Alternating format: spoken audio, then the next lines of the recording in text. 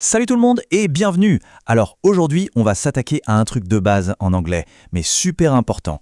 Comment on dit ce qu'on aime et ce qu'on n'aime pas. C'est vraiment la clé pour n'importe quelle conversation et vous allez voir, c'est bien plus simple que ça en a l'air. Allez, on y va. Alors, la grande question, c'est ça. Comment on fait pour parler de ce qu'on aime en anglais? Parce que, au fond, c'est comme ça qu'on connecte avec les gens, non? Que ce soit en voyage, avec des amis, au boulot. Allez, voyons voir comment ça marche, étape par étape. Ok, on commence avec le plus facile, dire ce qu'on aime, la forme positive.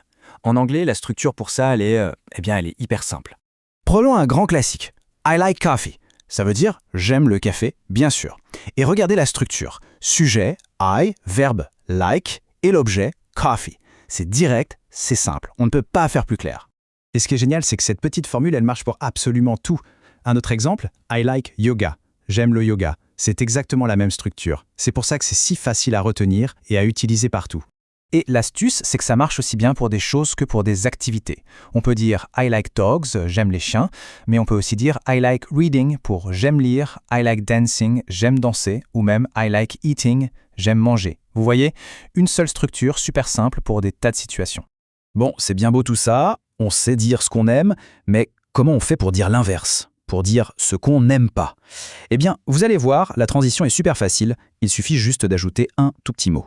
Regardez bien la différence. C'est minuscule, mais ça change absolument tout. Pour passer de j'aime à je n'aime pas, on glisse juste le mot don't entre I et like. Et hop, I like yoga devient I don't like yoga. C'est aussi simple que ça, vraiment. Alors, c'est quoi exactement ce don't? En fait, c'est juste la version courte, la contraction de do not. Et franchement, à l'oral, et même à l'écrit dans la plupart des cas, c'est don't que vous entendrez tout le temps. C'est beaucoup plus naturel. Donc, la petite recette à retenir, c'est celle-ci. C'est un peu la formule magique pour la négation.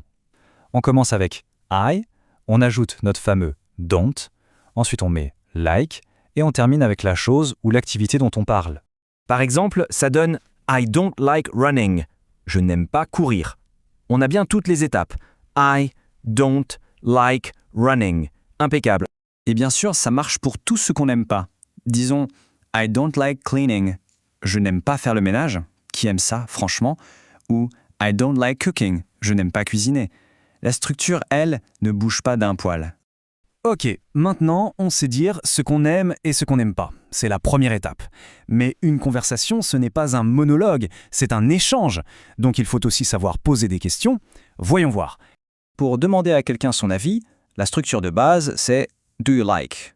Par exemple, Do you like coffee? Ou Do you like running? C'est ce petit do au début qui transforme la phrase en question. Allez, maintenant, on va mettre tout ça ensemble. On va regarder comment tous ces morceaux s'assemblent dans une petite conversation super simple. C'est là que tout devient clair. Ça commence par une question toute simple. Hey, do you like yoga? Salut, est-ce que tu aimes le yoga?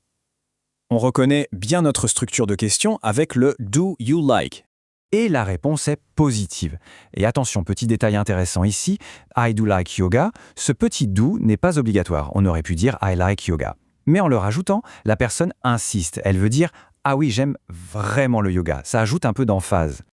La conversation continue, logique, avec une autre question. Cette fois, on ajoute le mot to, qui veut dire aussi. Do you like running too? Et toi, est-ce que tu aimes courir aussi? Et là, on a une réponse négative, très claire, très directe. I don't like running. Non, je n'aime pas courir.